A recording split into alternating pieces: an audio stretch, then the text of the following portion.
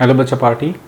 In previous class हमने बात की थी the behaviour of conductor in electric field. साथ ही साथ हमने काफ़ी सारे पॉइंट्स देखे थे कि अगर हम कंडक्टर को इलेक्ट्रिक फील्ड में रखते हैं तो उसके इनसाइड पॉइंट पे इलेक्ट्रिक फील्ड ज़ीरो होता है, चार्ज भी ज़ीरो होता है, बट जो पोटेंशियल है वो कांस्टेंट रहता है, राइट। और साथ ही साथ हमने ये भी बात की थी कि अगर हम किसी कंडक्टर पे चार्ज इंड्यूस करते हैं तो चार्ज जो है वो ऑलवेज सरफेस पे डिस्ट्रीब्यूट होता है और उस चार्ज की जो चार्ज डेंसिटी है वो डिपेंड करती है कंडक्टर की सरफेस पे कि अगर उसकी सरफेस फ्लैट होती है तो चार्ज डेंसिटी कम होती है with compare to sharp portion, right बच्चा पार्टी।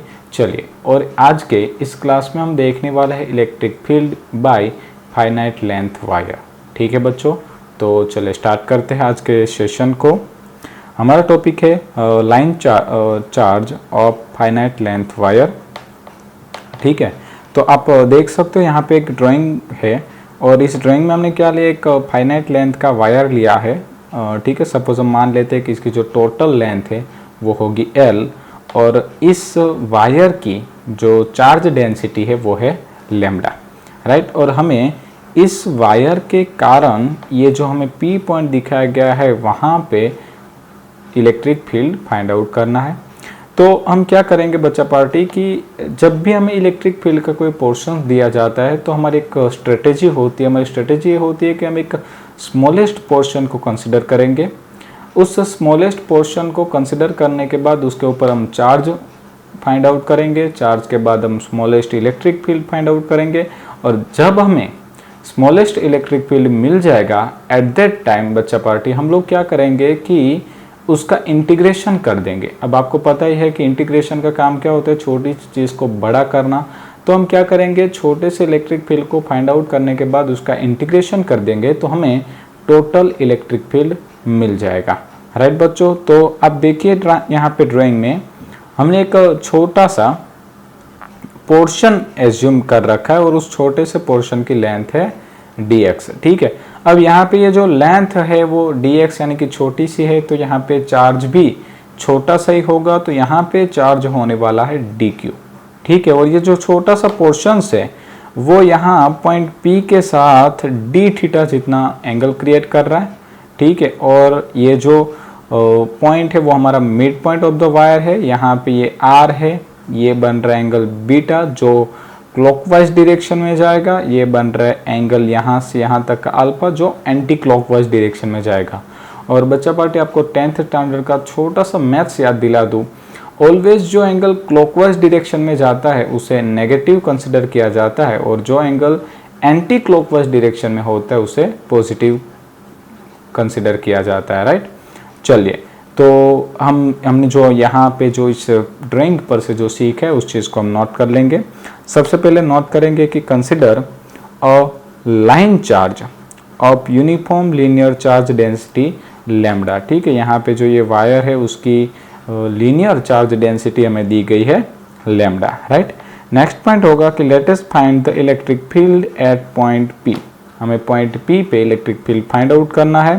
वो distance r from the line charge, मतलब कि यहाँ से इस पॉइंट का जो ये परपेंडिकुलर डिस्टेंस है वो कितना है, r है। ठीक है, चलिए next. Take an element of length dx at a distance of x from the reference point as shown in figure. मतलब कि हमारा जो ये रेफरेंस पॉइंट हमने कंसिडर किया है यहाँ से x जितने डिस्टेंस पे हमने एक स्मॉलेस्ट पोर्शन कंसिडर किया है जिसकी लेंथ है dx। और अगर हम इस छोटे से पोर्शंस पे चार्ज फाइंड आउट करने की ट्राई करें तो हमें पता है कि charge density lambda is equal to dq by dx, then dq is equal to lambda into dx, right बच्चों। तो हम यहाँ पे नोट करेंगे कि the element subtend an angle theta from the line of r and the charge on the element dq is equal to lambda into dx, right बच्चों। तो चलिए हमें क्या हुआ है कि ये छोटा सा चार्ज मिल चुका है। अब हम हमारी प्रोसेस स्टार्ट करते हैं। तो अच्छे से ध्यान देना बच्चा पार्टी, ये जो क्वेश्चन है वो काफ़ी ज़्यादा इंपॉर्टेंस है। ठीक है, और इसकी पॉसिबिलिटी एंट्रेंस लेवल में भी काफ़ी ज़्यादा रहेगी। ठीक है, ये हमारे लिए एक शॉर्ट फॉर्मूला साबित होने वाला है, तो अच्छे से ध्यान दीजिए हम कैसे उसको डिराइव करते हैं। सबसे पहले आप इस ड्राइंग पे आ जाइए तो आप देखिए कि यहाँ पे जो ये dx पोर्शन था उसके ऊपर रहा हुआ जो dq चार्ज है वो डेफिनेटली आप नोट कर सकते हो पॉजिटिव है। तो अगर ये पॉजिटिव होगा तो इसका जो इलेक्ट्रिक फील्ड है वो आउटर साइड डायरेक्शन में होगा, राइट बच्चों। तो आप नोट कर सकते हो इसका इलेक्ट्रिक फील्ड जो है वो है DE, छोटा सा इलेक्ट्रिक फील्ड। ठीक है, और यहाँ पे एंगल बन रहा है थीटा, तो हम उसके दो कंपोनेंट ले सकते हैं। पहला लेंगे हम DEY, या तो आप डेफिनेटली यहाँ पे बच्चा पार्टी नोट कर सकते हो, इसे लिख सकते हैं DE cos थीटा, क्योंकि हमने सीखा है जहाँ पे एंगल बनेगा उस एक्सिस पे आता है कॉस कंपोनेंट और बाकी वाली एक्सिस पे आता है साइन कंपोनेंट। ठीक है, तो मैं यहाँ पे नोट कर देता हूँ, वो हमारा था कॉस कंपोनेंट, ये हमारा होगा साइन कंपोनेंट, राइट बच्चों। तो ये जो हमारा इलेक्ट्रिक फील्ड था उसको हमने दो हिस्सों में डिवाइड कर दिया, DE cos थीटा, दूसरा बना DE sin थीटा। ठीक है, चलिए अब हम क्या करने वाले हैं, एक छोटा सा और एजम्पशंस लेते हैं। सपोज मान लीजिए कि हमने इस रेफरेंस पॉइंट से x डिस्टेंस पे एक dx पॉइंट कंसिडर किया था, तो उसी रेफरेंस पॉइंट से x डिस्टेंस पे यहाँ पे हमें एक दूसरा ऐसा ही एक चार्ज डिस्ट्रीब्यूशन पॉइंट मिलेगा dx। समझ में आ रहा है? मतलब हमने जो एक्टिविटी राइट साइड की थी वही एक्टिविटी हम क्या करेंगे लेफ्ट साइड, क्योंकि ये जो रेफरेंस पॉइंट है वो हमने लिया था सेंटर पे। तो यहाँ पे मतलब कि ये वाला जो पोर्शन है वो भी यहाँ पे इलेक्ट्रिक फील्ड लगाएगा, क्योंकि यहाँ पे भी तो चार्ज पॉजिटिव ही है। तो यहाँ पे लगने वाला इलेक्ट्रिक फील्ड कुछ इस डायरेक्शन में होगा। सिमिलरली यहाँ पे बनाएगा एंगल थीटा, तो उसके भी दो कंपोनेंट बनेंगे। पहला बनेगा यहाँ पे DE cos थीटा, दूसरा बनेगा यहाँ पे DE sin थीटा, राइट बच्चों। तो अब आप नोट करिए कि यहाँ पे जो ये पहले वाला जो DE sin थीटा कंपोनेंट था वो इस दूसरे वाले कंपोनेंट DE sin थीटा की ऑपोजिट डायरेक्शन में है। ठीक है, तो ये जो दोनों के साइन कंपोनेंट है वो अपनी अपनी इफेक्ट को कैंसल आउट कर देंगे और हमें फाइनली सिर्फ और सिर्फ कौन सा कंपोनेंट मिलेगा, DE cos थीटा कंपोनेंट मिलेगा, राइट बच्चों। तो अगर हमें यहाँ पे total electric field find out करना है तो हम उस टोटल इलेक्ट्रिक फील्ड के सिर्फ और सिर्फ DE cos थीटा कंपोनेंट को ही कंसिडर करेंगे। साइन वाले कंपोनेंट तो अपने आप क्या हो रहा है भाई, निगलेक्ट हो रहा है, राइट। तो चलिए सबसे पहले हम बात करेंगे DE फाइंड आउट करने की। DE के बाद हम बात करेंगे DE cos थीटा फाइंड करेंगे, उसके बाद हम क्या कर देंगे, उसका इंटीग्रेशन कर देंगे। ठीक है बच्चों, तो चलिए स्टार्ट करते हैं हमारी प्रोसेस को। तो हम यहाँ पे लिखेंगे स्मॉलेस्ट इलेक्ट्रिक फील्ड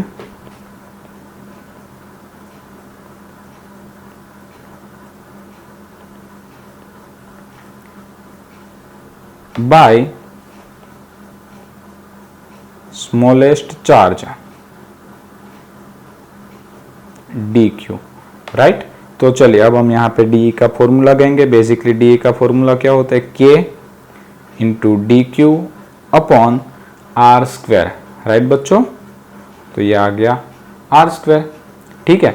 बट यहाँ पे आप नोट करिए कि आपको डिस्टेंस लेना पड़ेगा ये, ठीक है। ये वाला डिस्टेंस अगर लेंगे तो भाई इस डिस्टेंस का मैग्नीट्यूड कितना होगा, तो आप देखिए यहाँ पे जो ये एंगल है वो बन रहा है 90। तो हम यहाँ पे पाइथागोरस थ्योरम यूज कर सकते हैं। ये परपेंडिकुलर डिस्टेंस था R, ये बेस था x, तो ये डिस्टेंस कितना होगा, under root R square plus x square, ठीक है।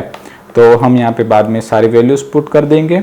चलिए K को ऐसे ही रखा, DQ की वैल्यू पुट करिए। DQ की वैल्यू कितनी थी, लैम्बडा इंटू DX। तो हम यहाँ पे नोट कर देंगे lambda into DX divide bye यहाँ पे R स्क्वायर है, ठीक है। तो हम यहाँ पे under root R square plus x square ले लेंगे, ठीक है, और उसका स्क्वायर। तो देखो क्या होगा बच्चा पार्टी, ये अंडर रूट और ये स्क्वायर जो है वो कैंसिल आउट हो जाएगा। तो हमें यहाँ पे फॉर्मूला मिल जाएगा DE is equal to K into lambda into DX divide by R square plus x square, right बच्चों। आपको कोई डाउट हो ही नहीं सकता, इसमें काफ़ी सिंपल फंडा है। चलिए हम इसे थोड़ा और सिंप्लीफाई करने की ट्राई करते हैं। तो सिंप्लीफाई करने के लिए आप इस ड्राइंग पे आ जाइए। तो आप यहाँ पे देख सकते हो कि ये जो परपेंडिकुलर डिस्टेंस है वो था R, ये एंगल बन रहा है थीटा और ये डिस्टेंस हमें दिया गया है x, ठीक है।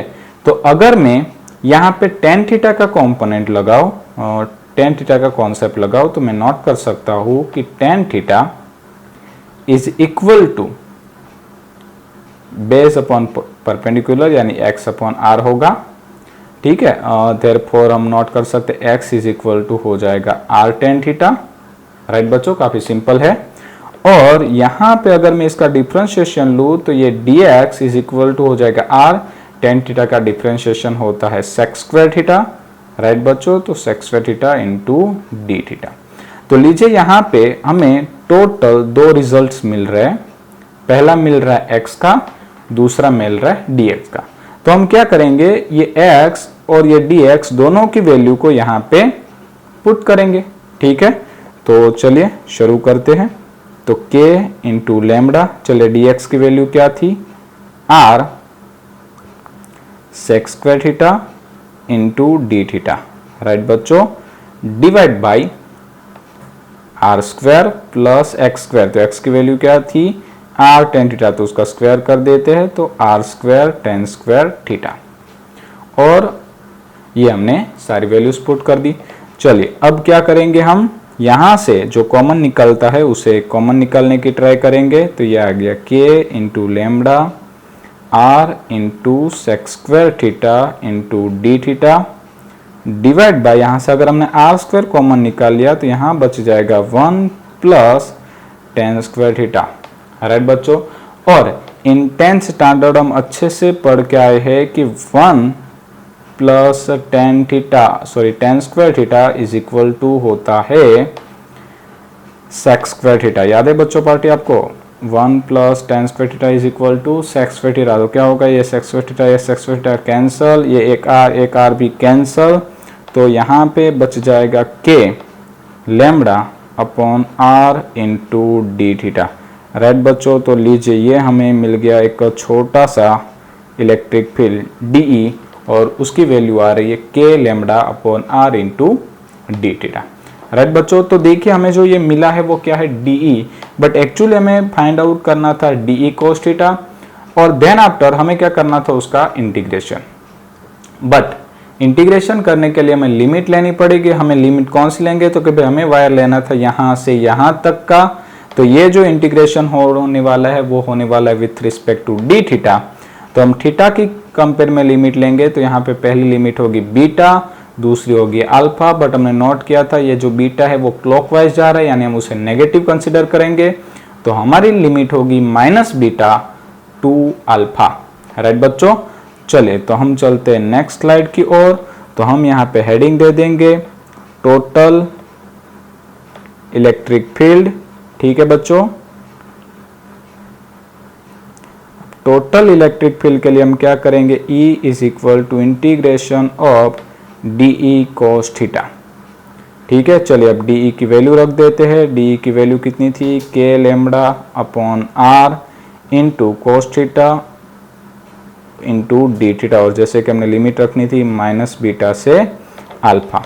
राइट बच्चों, चलिए अब हम क्या करेंगे, जो कांस्टेंट है उसे बाहर निकाल लिया, यानी कि k लैम्बडा अपॉन r। तो यहाँ पे बच गया minus beta two alpha cos theta into d theta. चलिए भाई कोस थीटा का इंटीग्रेशन कर दीजिए आप लोग। यस, कोस थीटा का इंटीग्रेशन होता है साइन थीटा, लिमिट रख देंगे माइनस बीटा टू अल्फा। चलिए अब हम क्या करेंगे, हम करने वाले हैं upper limit minus lower limit. तो यहाँ पे हम अपर लिमिट रखेंगे अल्फा, तो ये हो गया sine alpha minus sine minus beta. Right बच्चों, चलिए तो अब हम क्या करेंगे, k lambda upon r sine alpha. अब आपको पता है sine minus theta is equal to minus sine theta, तो ये हो जाएगा प्लस साइन बीटा। ठीक है बच्चों, और हम यहाँ पे रीजन भी लिख देंगे कि sine minus theta is equal to minus sine theta.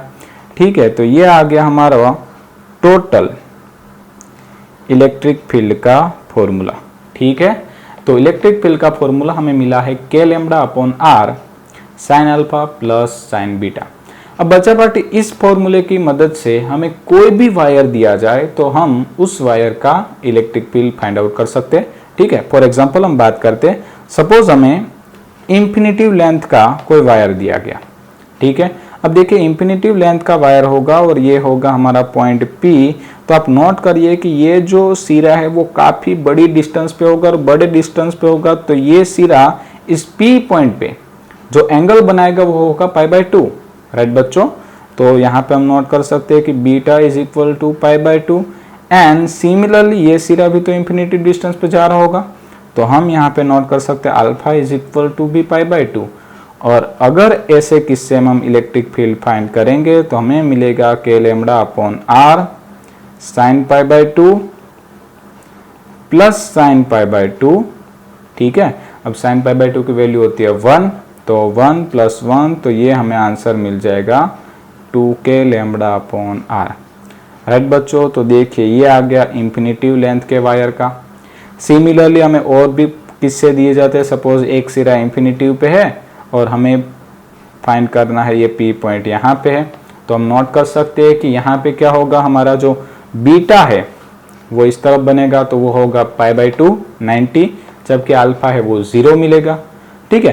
तो ऐसे लॉट्स ऑफ किस्से हो सकते हैं बच्चा पार्टी एंट्रेंस लेवल पे कि जहाँ पे हमें वायर के कारण मिलने वाला इलेक्ट्रिक फील्ड फाइंड आउट करना हो, तो हम क्या करेंगे, सिर्फ इस एक फॉर्मूले को याद रखेंगे और इस एक फॉर्मूले की मदद से हम बाकी सारे के लिए भी निकाल सकते हैं, ठीक है बच्चा पार्टी। तो आई थिंक ये पूरी थियरी आपको अच्छे से समझ में आई होगी। इन नेक्स्ट क्लास हम मिलेंगे electric field due to infinite length wire, मतलब कि मैंने आपको एक टेक्निक तो सिखा दी, बट एक और टेक्निक है जिसमें हम गाउस लॉ की मदद से भी इलेक्ट्रिक फील्ड फाइंड आउट कर सकते हैं, ठीक है बच्चा party. Thank you so much.